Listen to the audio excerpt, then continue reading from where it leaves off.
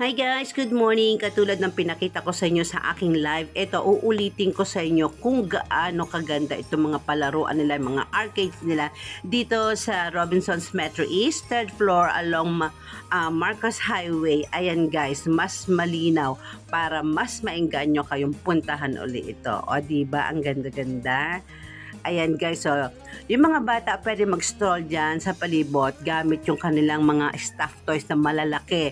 So guys, binabayaran niyo din yan and it's 50 pesos per 10 minutes yata yun guys. So i-clarify ko na lang ulit, no? So yan, ang kikita nyo, ang dami-dami nilang arcades. Okay, enjoy watching guys!